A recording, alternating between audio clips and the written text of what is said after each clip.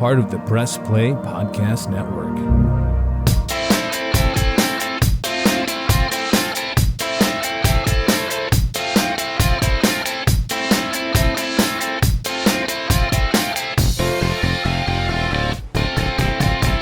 Hello, everyone, and welcome to Sable Brothers on the Baseline Podcast. I'm one of your hosts, Scott Sable. And I'm John Sable.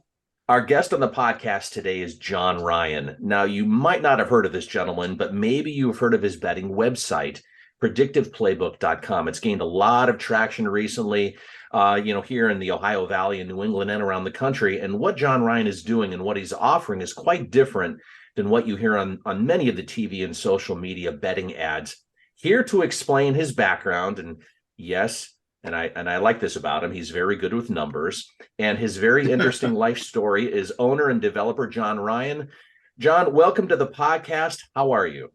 I'm doing great. Thanks for having me on. It's quite an honor to be with you guys and looking forward to it. Well, before we get to what you're doing in the present, take us back. We're going to go back to the 1980s.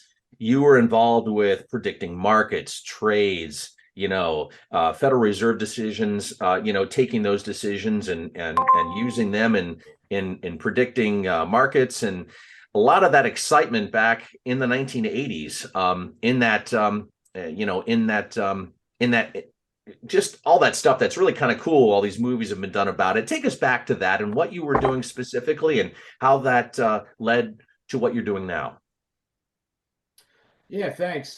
Back then, we were starting to build some price pattern recognition systems. I was blessed to have a great job on Wall Street at various places. The one I'm talking about was I was reporting to a chief economist, which was quite a great thing. I was like a sponge with this gentleman, and he mentored me, and I was blessed to have him as a boss.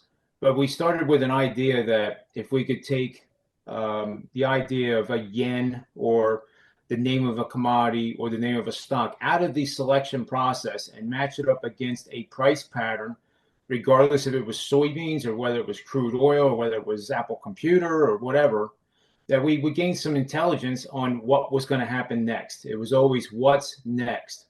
These numbers come out from the economy every single week. Well, that's fine and dandy, but that's history. It's a history lesson of what has already happened. It's not giving you a predictive flavor for what prices are going to do moving forward. So we started working with that, and lo and behold, we came up with some pretty cool models that worked. And we were on the institutional side, so I didn't do any of the retail. So anybody had asked me, is the Wolf of Wall Street true? I always said, well, no, I have no clue, first of all. And second of all, I wouldn't want to be part of that, to tell you the truth. So working with institutions, we really had a lot of input back from them. And that was a time where, in my young career, I was learning that, sometimes you think you have a great idea, but then it gets even better if you just keep your ears open and listen to what people are giving to you in feedback. So then in the 90s, that led to neural networks. And I did one of those. And, back in that day, and you guys are probably right around that cusp, with all due respect, maybe, when you went to the CFO and gave an idea to them and then the board of directors and they approved it, it wasn't like you had a team of project managers in place to manage your project and make sure it got done. You were hands-on and had to do it yourself. And that's kind of how I've been all my life as a result. So that neural network then became a really great model. It really helped a lot of institutions. We did a lot of yield curve arbitrage, a lot of currency hedging. It was just an absolute blast to be part of that. So at the one point where this dovetails into the sports betting realm is I was in charge of our crude oil operations during the late 90s. And I always had a Friday afternoon meeting, and then some of us after that would adjourn and go have a few beers.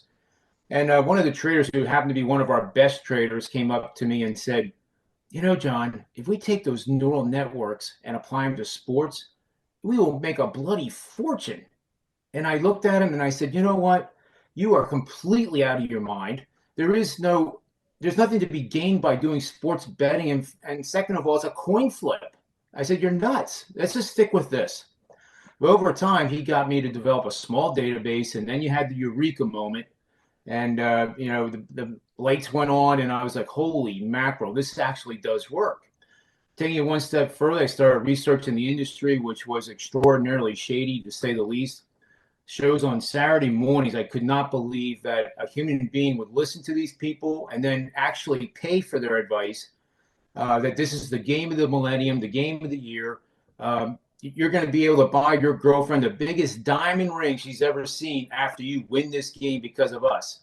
And it just made me think that, you know what, maybe I can do a little hobby here and teach people an ethical way of doing this. And I thought, well, I'll do this for a couple years. Well, this ran parallel for a very long period of time. And then with the wave of sports betting, I went at it full time. So that's kind of the overview, but there's a lot of stuff in between too, as you guys know. When you had that idea, when your coworker told you about applying it to sports betting, did you have any betting experience before that at all? None. In the mid 90s, betting was taboo. It was illegal. It just wasn't something that anybody with any type of Wall Street career really did, or at least if they did, it wasn't talked about. It was very behind the scenes. Of course, we all know as adults that that did occur, and illegal betting was going on for many decades, even before any of us were even born. So it really was a subject that I just had no interest in. I was doing well enough with the commodities, the currencies. I had plenty of stuff to do. I had plenty of work to do, let alone focus on some coin flip of an opportunity to bet on a Sunday afternoon watching an NFL game. But then, it kind of, became a path in my life, even though I didn't realize it. In the tail end of, I was living 2 blocks from the towers at this time. This is 1997 up to 2000. So in December of 2000, and about 4 months prior to that, I had a very, very bad cough. It would hit me, and then I'd be uncontrollable. It was a bad hack, and it was, in the public, it was actually starting to get a little embarrassing. But then I came down with this pneumonia that was very severe. And before I was taken to the hospital, I literally could go about, from downstairs to upstairs, and I'd be gasping for breath. And this is coming out of the mouth of a former All-American. So it was pretty scary. And then got to the hospital, found out I had a rare strain of pneumonia that was in every single quadrant of my lungs. And, it seemed like a mess, but it was going to go away. So while I was in the hospital, they were, taking all kinds of tests. I mean, they even took a bone marrow biopsy with those big needles. I'm a guy. I'm in denial. I'm like thinking, like, this is no big deal. They're just ruling it out, and could care less, really. Do what you need to do. I'll get out of here. I'll get back to my job, and that's it. So then when they were going to dismiss me is when I got the news, and it was December 12th of 2000 at 5:45 p.m. because the first thing I did after I was told that I was in a grave condition is I looked at the clock because they had informed me that I didn't have much time left. And when you're 38 years old, at the peak of your career, young family, it's like the worst nightmare you can ever imagine. And granted, there's worse nightmares that people go through, and I'm not trying to say mine's better than anybody else's. It's just, for me, this was more than having your face ripped off by real news. Mm-hmm. So after that, I basically went 2 days of some severe depression, and I just share this because that's what I think a lot of people go through when they're told they have a terminal illness, whether it's cancer or something else. And I actually did. I'll humbly admit, I'm not ashamed of it. I actually did plan out that I wasn't going to have my family burdened with this, and I was going to, find a way to get up into Canada, and that was going to be it, and get eaten by a bear or something. And I just didn't want to burden the family at all. And you're not thinking right. You really are not thinking clearly. You're not thinking about what the pain of that action would do to your family members, even though you think you're saving them the pain of what you're about to go through. I just couldn't bear the thought of, those last final days, with my family surrounding me. And basically I was told, they may not be able to touch me because my bones would be so fragile that they could snap. And it kind of freaked me out. So then, about the third day, I think it was third or fourth day, I snapped out of it, and I was like, John, you know what? If you're going to go to heaven or wherever you're going to go, I'm going kicking and screaming, and I'm going out guns a-blazing with everything I have to try to beat this. So I began to research it on what was, the beginning of the internet, really. And I've met this doctor. He was, I won't mention his name, but he was from a Southern university. And it was funny because I kept getting links to him. And I couldn't imagine myself going to a Southern state to get something done. It was just like a bad mindset I had in my mind. I wanted to go, to a guy that had a, Harvard degree and was top in his class or whatever, right? But this guy was really, I would say, the godfather of multiple myeloma, which is the cancer I had. And it ended up coming full circle later on in this journey. So I mentioned that only because you think when you're researching that might be the wrong choice, but it ends up being that it could have been a really great choice. And it's only because of bias. So bias, I just threw out the window, from that point on in my life. It was one of the lessons I learned. But anyway, I interviewed at a couple different hospitals, so to speak. I interviewed them. But then when I was at Hopkins, my bone marrow was up around 90% of this plasma, which is it's a cancer of the immune system, essentially. And you get filled up with too much plasma in your bone marrow. It crowds out the reds. It makes you fatigued. It makes you prone to pneumonias and all kinds of other illnesses. And they wouldn't even let me go until they could verify that I could get a dose of Decadron, which is a very high-powered drug, to make sure that I wasn't going to have any type of catastrophic event between Baltimore and my home. So that's when it really set in, the reality of what I was facing. Fortunately, everything got, I was okay. Obviously, I'm still here. But then we started chemo treatments, which were 96 hours continuous with 3 different chemos. It looked like orange Gatorade, and that's what the kids called it when they came to visit.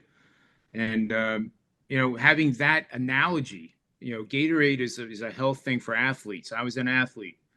And just having the visual of orange, I remember really being like almost a positive thing. It wasn't some kind of mysterious chemical going into my body that, was destroying, God knows what. So I remember that part of it too. There was a tremendous roller coaster. The first dose worked really, really well. And it was pandemonium, really. It was like, oh my goodness, it's come down that much. But then it was almost like it got mad for me disturbing it and giving it chemicals that was really irritating the daylights out of it. And it went skyrocketing back up to really severe levels. So then we got on this drug called thalidomide, which was a drug back in the 50s. It was used for morning sickness, but it created birth defects.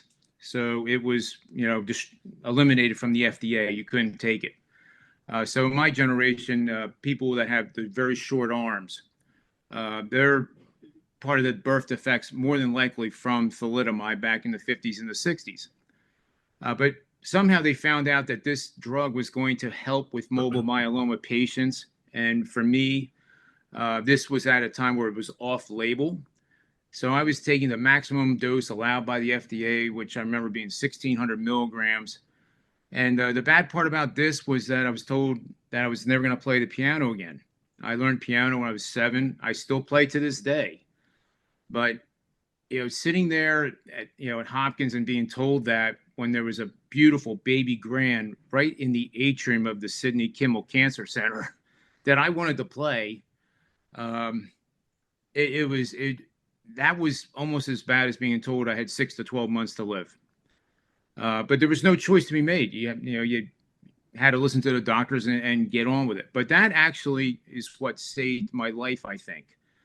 Got me stable. The big ups and downs from 85%, 90% plasma in the bone marrow to 20% were waning. But the key was to get it stable.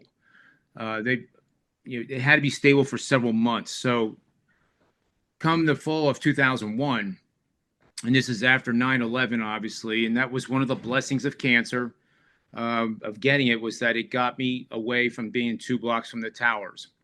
And I do count that as a blessing. That was just an incredibly bad day for all of us.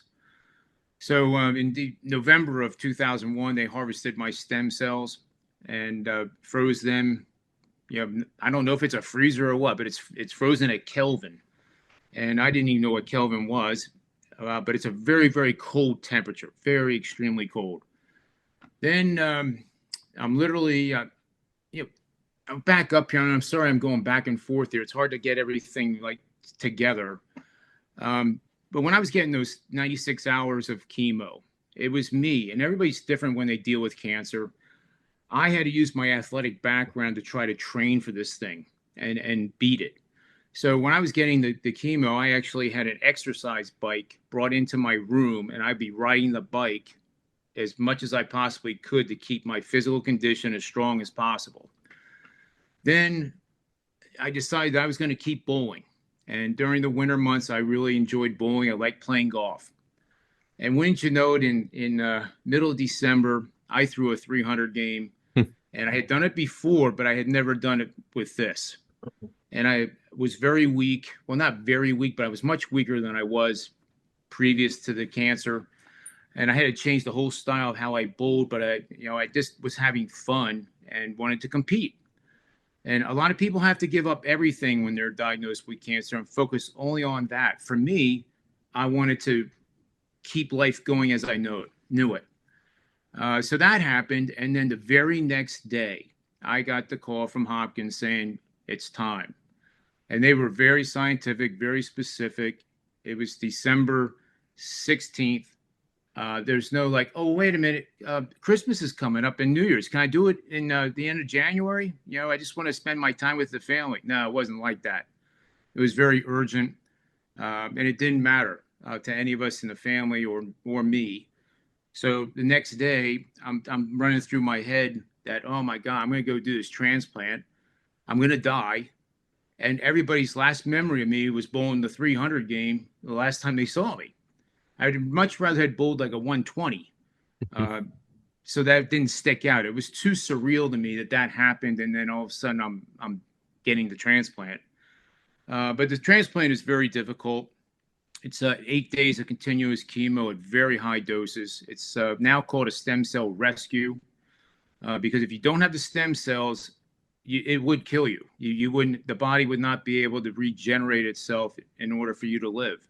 But you're not scared of. At least I was not scared of dying from the chemo or that kind of treatment. But they take all your white cells out. They take basically all your platelets out down to about 50,000. Where, believe me, you don't have any hair to begin with. But if you shaved and nicked your cheek, you had the potential to bleed out. That's how many platelets you had. But sitting there, with no white count, and you're in a special room where, a sneeze from somebody could basically kill you. So Hopkins and all these other places are very careful and make sure that doesn't happen. Obviously, family cannot come visit you. And I was thankful for that, actually, because that was a period of time that was very difficult.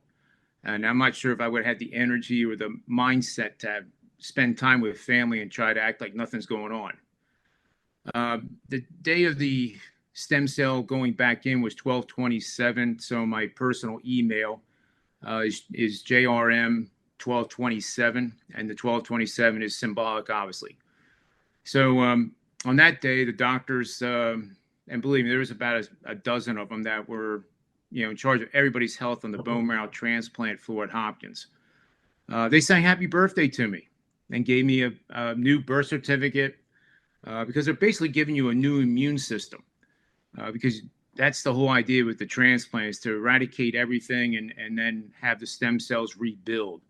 And to this day, they don't know, the doctors don't know why a stem cell knows to go, oh, gee, we need to create cells for this guy's eye or this guy's eyebrow or this guy's liver or this guy's skin. But they do. And I'd always imagined the stem cell going in there and basically at the end of a big forest fire where it's all black and everything's charred. that these stem cells then go in and help repopulate the forest. And that's kind of how I looked at it. But I have to tell you this too, because of our sports connection too. When the doctor brought up the stem cells, he looked like a guy selling hot dogs at a baseball game. A big container, and it was actually kind of fun. He brought them out, and then he's bringing them up to room temperature. And as I said, they store these things at Kelvin. So it was crackling like he was making me, bacon and eggs, and this was going to, be my breakfast. I mean, that's what it sounded like. So they don't use a machine like you would imagine, when you get drugs intravenous into you. It's just by gravity. So they literally take your stem cells that are in all these bags, hang them on a pole, and it goes into a port on your chest. And you just kind of sit there, and people the doctors talk to you, and that's when the birthday thing happened. But then they when it's all done, they leave, and there you are. And then it becomes the waiting game, and the waiting game is pretty tough, because you're hoping that you're hoping that it works, you're hoping that you don't have any severe graft versus host disease that makes you unbelievably sick, and then you're at a time where you're just in thought with yourself. Yeah. And a lot of powerful things can go through your head during periods of time like that, and it has shaped how I try to live my life every day now. So John, let me jump in here real quick. Sure. I know Scott has kind of maybe briefly told you this during our emails back and forth, but what you're describing to us and to our listeners is something that Scott and I know quite a bit about, because our mom was diagnosed with multiple myeloma back in 2010, and she went through the exact same treatment that you went through now at 22, 23 years ago. And, we remember going through this whole setup, what the stem cell transplant was going to be like, the recovery, the whole procedure, and what it took and all that stuff. She had it done at the Cleveland Clinic. Before we get into your recovery with this, just to give some context here, for our mother, that stem cell transplant took, and now she's been 13 years since, and everything's been going well. And obviously you are here with us today in 2023, and it looks like everything went well for you in your recovery and with your stem cell transplant. And still, I know you're still dealing with multiple myeloma, but on a completely different stage, I would assume, versus what you were like 20 some years ago. That's true, and congratulations to your mother, of course. Mm-hmm. There's not too many people I know right now that have made it 10 years. Geraldine Ferraro, the vice presidential candidate, made it that far, but that was back a ways now. She passed away of this disease, unfortunately, in 2011. Mm-hmm. But that is a very good thing. I am medically cured by two major hospitals on the East Coast of this incurable form of cancer. As I said, I did an autologous stem cell because I was trying to buy time. I wanted to see all my kids go to kindergarten. And that was what my goal was initially. It wasn't like it is now, where I just saw my son get married and now I'm going to be a grandfather. And that's the part of like real life that really hits you. And it is emotional. Like at Christmas time, I cannot do a family prayer without breaking down and somebody else having to finish it. And it becomes kind of a joke. Everybody's nice about it, but the power of it, and I'm sure you know the same thing with the experiences with your mother, of just having her around has to be just unbelievable.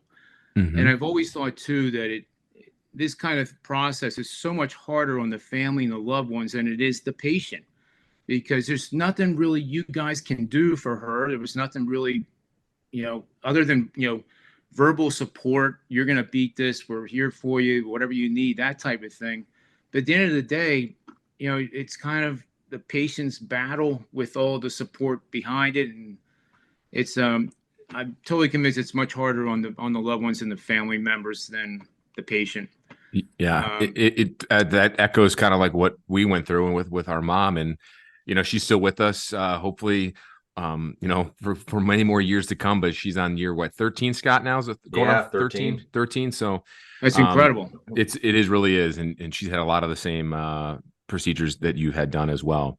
How much so talk us through this part of this, John. You went through that entire health issues.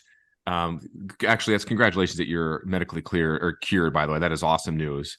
Then how did that parlay into your perspective on like wanting to help people with sports betting? Because here in Ohio, it became legal January 1st of this past year and it has blown up here.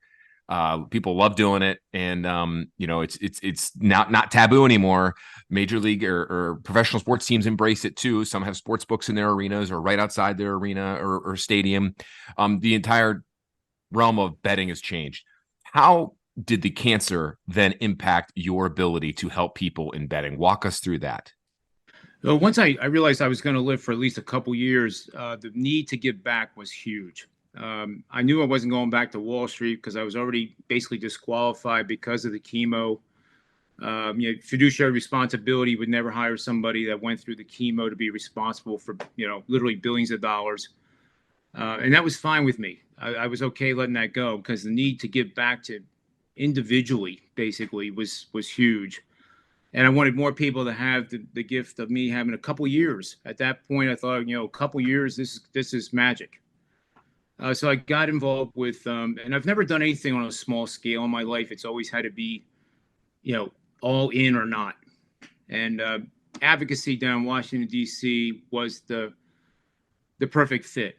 And what that was, a group from the Mobile Myeloma Research Foundation and the Lymphoma Society, Leukemia Lymphoma Society, joined forces and put together meetings with senators and representatives, and they were with the senators. They weren't staffers, and no disrespect to them, but you were actually set up to meet with the senator who really has the say at the end of the day.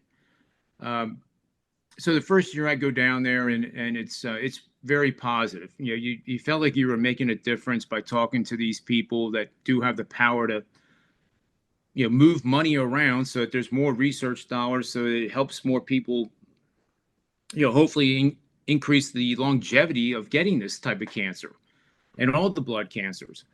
Then the second year I was asked to be the lead for the Pennsylvania Coalition, which I, immediately accepted. And my job then was to introduce the start of the meeting, tell the senator why we were there, and the ask that we were hopefully going to achieve, one of which was the Geraldine Ferraro Cancer Education and Awareness Act, which by itself was proved 100%. The only standalone bill since then, I guess over the last 40 years, being not connected to something else. And that was truly a great moment for her. And you can't say enough about that woman and what she did for, even human rights back in the beginning of the 90s and the cancer research and breast cancer awareness. She was a tremendous woman. Again, a blessing that was given to me because I would have never met her had I not had this. I would have never met Ted Kennedy. I would have never met so many other powerful people that actually are human beings. And I think we forget sometimes that they are human beings. They do have the same types of problems we have. But when you combine forces and you have a common goal, it's amazing what can be achieved. So with the advocacy was huge for me because then I started being asked to visit with families. And I remember too, and this is a key point, I think, when I would visit a family, I could almost tell you what was going to happen. Only because if the family was afraid to say cancer, our uncle Joe has cancer. He has multiple myeloma. And they would instead say, Uncle Joe has the C word. What are we going to do? Then I would just flat out tell him, look, you have cancer. You're not flawed. This is not something that makes you, irrelevant to society. You just happen to have a disease called cancer, and it doesn't make you even less important or flawed was the word I always used. So don't be afraid to say that, cancer, I have cancer, I have this, I have that, but I'm doing this to defeat the cancer. And I think once people grabbed a hold of that idea, it was easier to think about, defeating the opponent. So that really gave me a lot of self-worth, to tell you the truth, because I felt like I was making a difference that way. And then the game of baseball. My oldest boy got involved with baseball. I was not an All-American in baseball, but I read when I want to learn. And I read everything under the planet to be able to teach him the game of baseball in the modern era. So I immediately learned and saw the opportunity to teach 12 to 18-year-old young boys, teenagers, some life lessons. And one of them is that, baseball, you fail 70% of the time and you're in the Hall of Fame. So, that idea of that it's okay to fail. And I always remember the founder of Honda. He was asked, what do you attribute your success to? And he said, well, I failed 99% of the time. And I'll never forget that, because that sticks with me about, life in general. You have to fail, you have to learn, and then you take it from there. So baseball was huge. I did an awful lot of teams, some national championship teams. And again, I got back something from it too. It wasn't me just giving. I was doing it because it was a two-way street. So that was, basically up to about 2010. Then I went back into the corporate world, worked for a life science company that had heard about me and my story, Wall Street background, clinical trials. So I was in charge of doing financial analysis on life science companies and tying it into clinical trials. And that was a blast. But then I saw the wave of sports betting coming and legalizing it. And I thought, you know what? This might be it, because there's going to be a lot of people out there that are going to think that, oh, wow, this is going to be great. And it's a 50-50 probability. Why would I even need the Powerball anymore? Because I'll make a nice little living with this, and we'll do vacations and we'll go to Europe and whatever. And I that's not reality with sports betting. It has to be small amounts. I always refer to on the show, bet with your head, never over it, and may all the wins be yours. That's how I end every single show. But pizza money bets, there's nothing wrong with saying I bet $20 and I lost, or $20 and I won. That's where it becomes fun, because you're adding a little bit of entertainment value to the game. Mm-hmm. Tonight the Phillies are playing at home against the Atlanta Braves, the dreaded Atlanta Braves, with all due respect to people who live in Atlanta. But, my wife and I might put a little money on that, just to say that we did $10 or $20 on the Phillies because we want to see them win tonight. I mean, that's what it's supposed to be.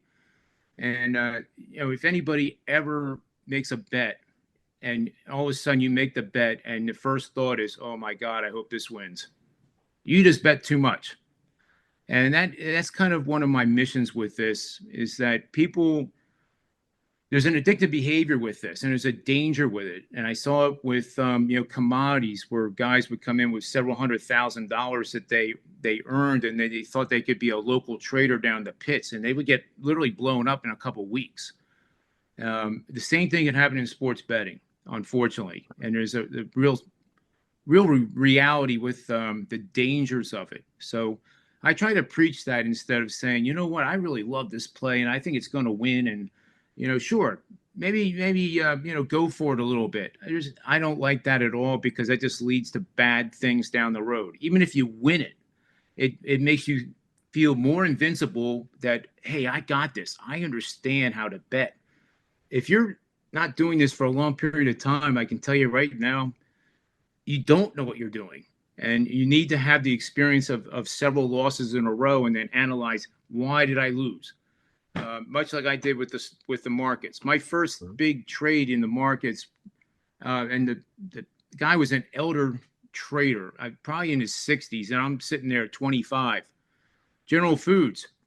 So I'm learning about options, and General Foods was on the radar for a takeover. So I put, I think $2,000 into options, and lo and behold, a day or two later, they get bought out. I make a $38,000 profit. And I think that I know everything there is to know about everything on Wall Street. And that $38,000 gain was lost very quickly. So that wakes you up. And then if you do wake up, then you learn an awful lot from that. So sorry, I've gotten off the rails here a little bit. But, no, that's okay. Hopefully I answered the question there. You were talking about, and I believe in a text that you sent me about an online class you have on YouTube and how to bet properly. Is that correct? Yeah, every single show is predicated on that. It may be showing a situational angle like I showed you guys on that graphic, and then at the end saying that, okay, this is one system. This is a starting point for you to take it with, do with it what you want. If you like the idea, if you like the system, the algorithm, then, bet with your head and not over it. And if you don't, then that's fine. There's another opportunity right around the corner. So every single show does have that theme. At least I try to get that in there just to, I'm not trying to be like the nagging parent and say, don't do this, don't do that. It's more just a reminder that, this looks really good on paper right now, but, it doesn't always work out. What's up, everyone? I'm Holly Wetzel. And I'm Tybus Powell. And we are your hosts of The Orange is Oranger, a Cleveland Browns podcast on the Press Play Podcast Network. We give you all the dog pound coverage that you'll need to get you through the regular season, hopeful postseason, and I'd say off-season, Tybus, but is there really ever an off-season for this team? Thankfully for our podcast, Holly, there really never is when it comes to the Cleveland Browns. Don't miss our breakdown of each week's matchup, game recaps, and any and all news out of Berea to feed your Browns appetite. As we know, Holly, dogs gotta eat. Yes, they do. So hit that subscribe button and never miss an episode of the Orange is Oranger, Cleveland Browns podcast on the Press Play Podcast Network. Hey everybody, it's Sam Amico from Cavs on the Break NBA podcast. Be sure to give us a listen for all your Cleveland Cavaliers recaps, analysis, breakdowns, draft talk, free agency. The list goes on and on. Give us a listen, Cavs on the Break NBA podcast. The R&R podcast going to be rocking and rolling with you because football season is underway. College, Ohio State, the Power Fives, the MAC, the Browns. Michael Regai, are you ready to rock and roll with some football? Kenny, I've been ready. This is our time of year. This is what R&R is all about. We're going to be with you every week. Kenny just said it. Browns, NFL, Ohio State centric. So you got to stay with us all fall and winter long here on R&R. That's right. The Regai and Rhoda podcast coming to you here on the Press Play Podcast Network. Subscribe now and don't miss a show.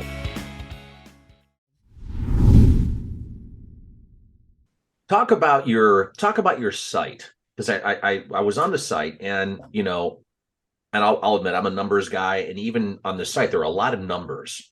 Okay, when someone goes to your site, how can they go down here and make sense of a lot of the numbers? Are there certain things they should be looking for? Yeah. One of the things I do, and we are revamping the site now to add a lot of stuff. Like there'll be access to my massive databases, which, for example, in baseball go back to 1882 by player. And we, use a lot of different analytics. The word I don't like saying is artificial intelligence and machine learning. It's not the wizard behind the curtain type of thing. It's been around. Many of these techniques have been around since the 1950s and are just being augmented into better uses for sports betting. So it sounds like a big word. It makes people sound intelligent, but it doesn't mean they are. But they'll have access to that. The other thing I look at, too, that I learned from Wall Street was market sentiment. And Warren Buffett, I think, always said it best. You take a look at a seesaw. On the right side, you have fear. On the left side, you have greed. Now, when fear on the right side gets way up in the air and is peaking, that's when you get the bottoms. Nobody wants to say they bought a stock. It's embarrassing to buy a stock. And the world is just highly negative on stocks ever going back up. Conversely, on the other side, when everything is bullish, like we've seen recently, what we see then is a correction like we're going through now. So it's interesting to me that the media is always saying the correction is underway, but the correction actually started probably 2 months prior to everybody realizing we're in a correction. So there aren't ways to identify those tops and bottoms much sooner than what you would hear on the news. The same thing applies to sports betting. And one of my favorite things to mention is when you hear somebody say Vegas is trying to trick us, Vegas is trying to do this, Vegas is trying to do that. They're not trying to trick us. What they're trying to do is get equal buyers and sellers on both sides of the game. Plain and simple. They're getting 10% no matter who wins the game, such as the Super Bowl. They're not trying to trick you into taking a bet so that you lose. That's just not possible, in my opinion. I think a lot of people would agree with me on that. However, when you get like 75% of the betting tickets on a team, like you do with the 49ers so far this week playing those Cleveland Browns, it's a flag to me. And actually it would be a green flag for support of the Cleveland Browns winning this game. So I'm not suggesting people should rush out and bet anything on this. But I do think that if you're a fan of the game, I would not be surprised based on everybody thinking that the 49ers are going to steamroll them, that lo and behold, wow, did you see that? Cleveland beat the 49ers. That happens so often, especially in college football. There's tremendous upsets. Ohio State is going to have some games coming up that are going to be very difficult for them, to just get away with a win. One of those teams that might be Penn State, for example. But that's kind of what I look for, and it's the same thing as what I learned on Wall Street. So you brought a good segue here. Two-part question for you. One, talking about the Browns game this weekend against the 49ers and also Ohio State. I mean, do you think there's any potential chance for a Browns upset and trying to bet because the quarterback questions in Cleveland, and that line keeps moving towards the 49ers? I think they opened as a 3-point, and some books now have them as a 6-point favorite. Yeah, that's a great point. Again, with let's take the price of Apple Computer. Anything we know about Apple Computer, what products are selling, what products may not be selling, which I make akin to injury reports, for example, or not knowing who the quarterback's going to be, is already baked into the number. So when I look at the market in the sports betting market, I'm assuming, I think correctly, that everything we know about injuries, everything we know about who's going to be refereeing the game, everything is baked into that number. And that's kind of how I look at that whole thing. It eliminates my need to really put any weighting on injuries, even though I look at them, into the model. The model is predicting based on situations that these teams are coming into.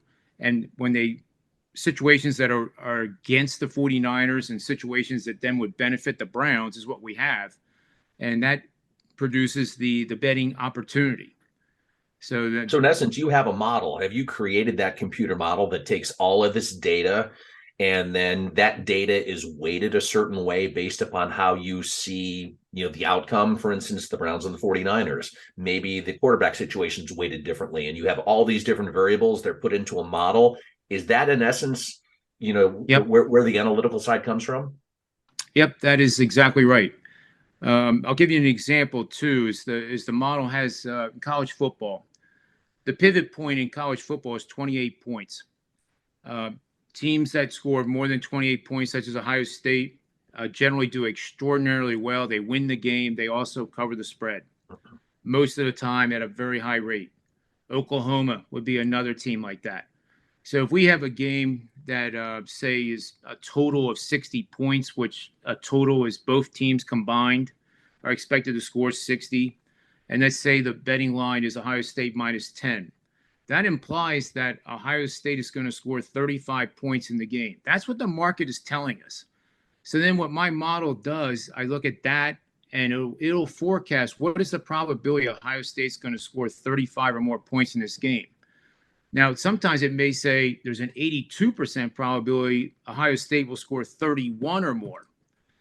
Even if at 31, the market is telling us 35. So we're kind of getting the price cheaper than we normally would. But the probability and the results that when Ohio State scores a 31 or more points, they win a ton of games. They rarely lose when they score 31 or more.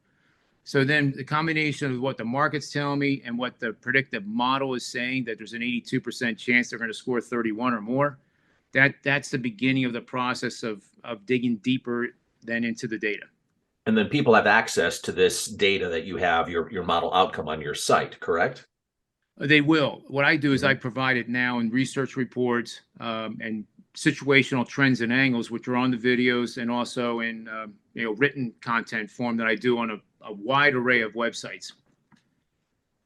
Okay, so let me ask you this. Anybody that's going to bet on these two local games here, Browns and 49ers, and I just looked again, the line moved in the last hour to 6.5, which is crazy. But it's not, I don't think it's that crazy when you think about it. You don't see the line move 3.5 points in the span of like probably 48 hours very often, unless there's a devastating injury, what the Browns currently have. The advice on that, if you can give any, or your thoughts, and then also Ohio State Purdue Saturday, John, in a game in West Lafayette where Ohio State historically has a hard time playing. I think they're favored at 19.5. What do you look at that? And is there any like tips or help that you could give us or our listeners, if you don't mind? Well, the higher that line goes is a reflection that the betting community is becoming obsessed with betting the 49ers. They're coming off the huge demolition of the Cowboys. They're beating their teams by an average of more than 10 points per game. They've won 16 of the last 17 at home as a favorite and covered 15 of them, which is insanely great. So the betting public is all over the 49ers. And with all due respect to your Browns, they're kind of flying under the radar here. They've had some troubles, a lot of little things, a lot of storylines going on, but they're still an NFL team with NFL caliber players. And that's where I think people forget at the NFL level, these guys are all good. They may be second or third stringers, but they at their college level, and they probably were state champions. These guys are very good and they come to play. So as an athlete, I look at the Cleveland Browns saying, I've heard enough of this stuff from the West Coast about how good the 49ers are. And that's the motivation then to go out and create the upset. The 49ers, if I'm on that team, wow, we just destroyed the Cowboys.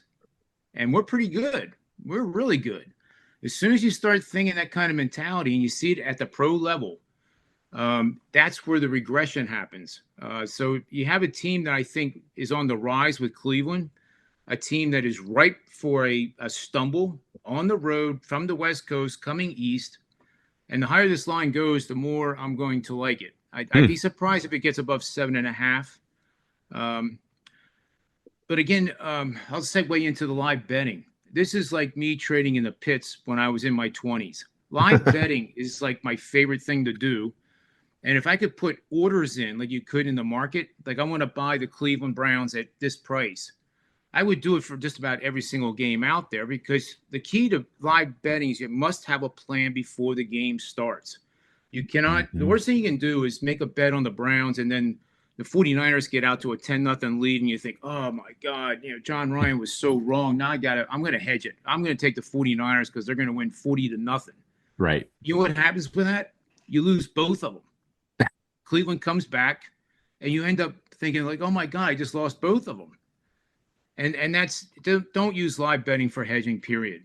But what you can do is you can start out, like say you bet $50 a game, or let's say 100 for example's sake. You can take 50% and bet it pre-flop. Nobody's telling you have to bet the whole amount before the game starts.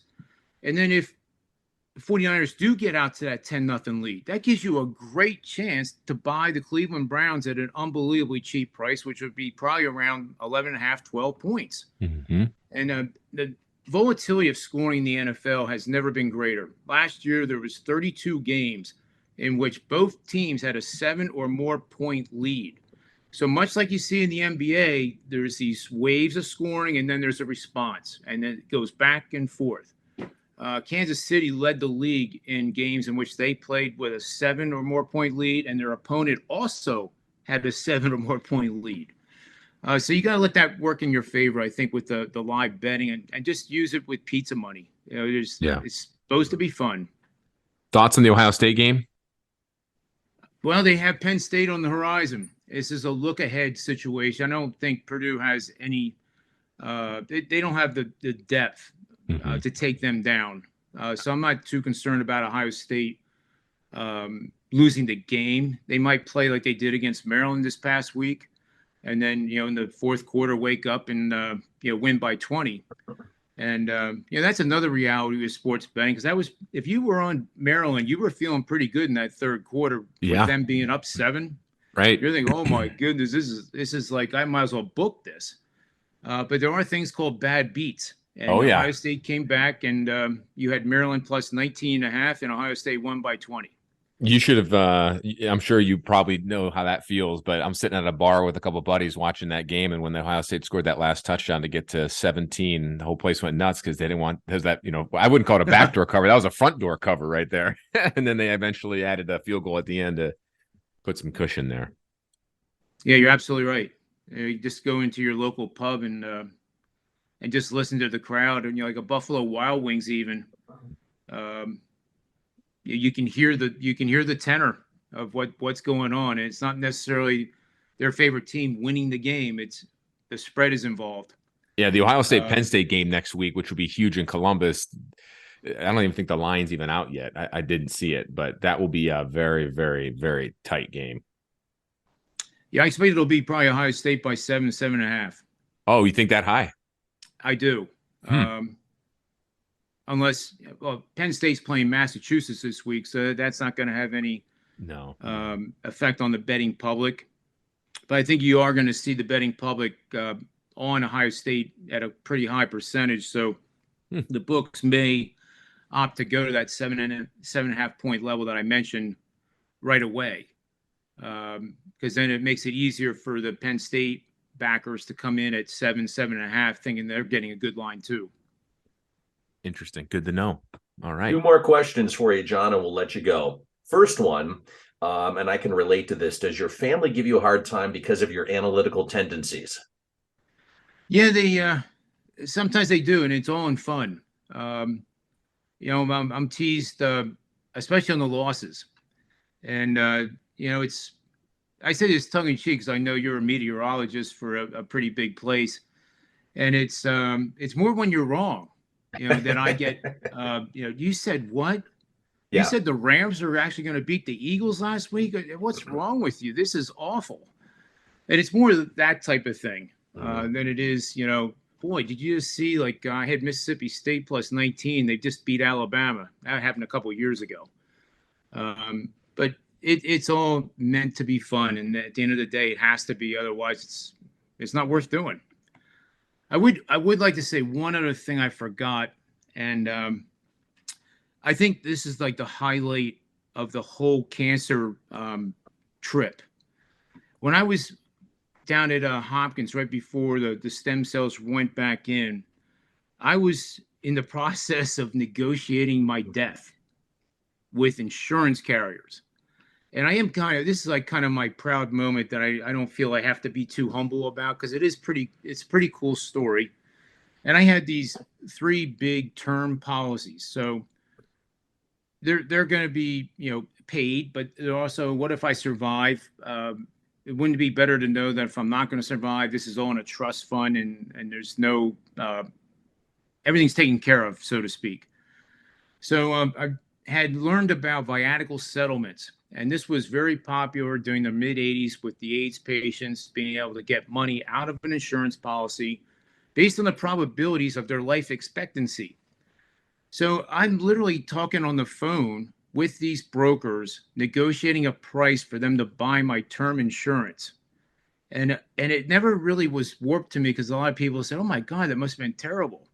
No, but it was me playing the market. And it actually gave me something to think about other than the next round of chemo. And one of the policies, I actually got 92 cents on the dollar because I created a little bidding war. Back at this time in the early 2000s, it was everybody was searching for yield.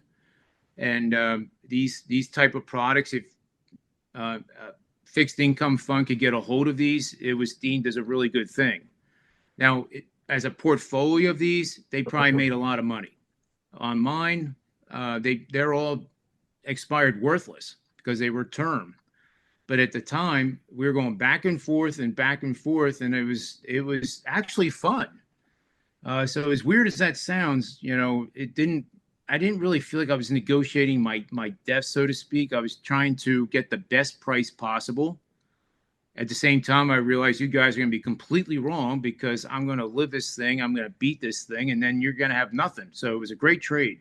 That was the best trade I ever did in my life, for sure. Oh, that's awesome. John, what's next for you? I mean, you've been helping out a lot of people now with your website and betting responsibly and all that. And I know you want to continue to do that. Is that something that's going to be on the horizon in the long term here for you? Does it continue to do that? Yeah, I think so. I foresee sadly, the need is going to rise. That guys like myself and I try to present it no nonsense. There's no hype here. There's no like, oh my goodness, this is like the game of the year type of thing, because that's teaching the wrong thing. None of us have a crystal ball. Is pretty key, because you don't make money overnight and become a millionaire sports betting. It's not meant for that. But like I've been saying all along, it's supposed to be fun. So if you're with your buddies at a bar and you think LSU is going to come back against this team, then have fun with it. Bet $5. Bet bet $1 if that adds fun to it. We don't have to be like Michael Jordan and others that have much greater wealth, and it's all relative. So they have to bet a little bit more than we would to get that same kind of enjoyment. And that's not being a degenerate. But I'll leave you with this thought too: is that one of the worst mistakes anybody can make as a new gambler is to lose money on Saturday and then try to win it back Sunday, and then look at the Sunday night game as a way. All right, well, I'm not going to lose anymore. I'm going to win this one. And then try to win it all back in one fell swoop. That's a recipe for financial disaster. Granted, sometimes it's very hard, but it should be avoided. And then if you lose a Sunday night game, what do people do on Monday? They try to win it all back again on Monday, so they don't have to pay the guy on Tuesday, or explain to the spouse why they just lost $5,000. That's what you want to avoid. Well, John, it has been a pleasure talking to you here. And I want to let everybody know you can check out your website. It's predictiveplaybook.com. And I believe you're on Twitter, John Ryan Sports 1, and on Instagram, predictive_playbook. You have videos, you have all the information that people can utilize to make, like you said, a smart bet with your head, not over it. John, it has been a tremendous pleasure for me and my brother to have you on the podcast. Thank you so much. Oh, it's been my pleasure. I look forward to the possibility of another show. And sorry I was jumping all over the place, but I tried to get it pretty good.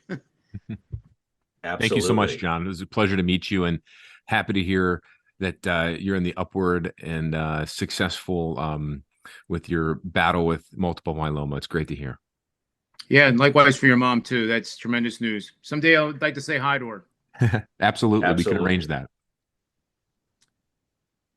And you can find us, Sable Brothers on the Baseline podcast, at Press Play Podcast. You can also find us on Apple Podcasts and Spotify. Don't forget to subscribe. If you have any suggestions for a guest, any suggestions, comments, criticisms, you know where to find us on social media.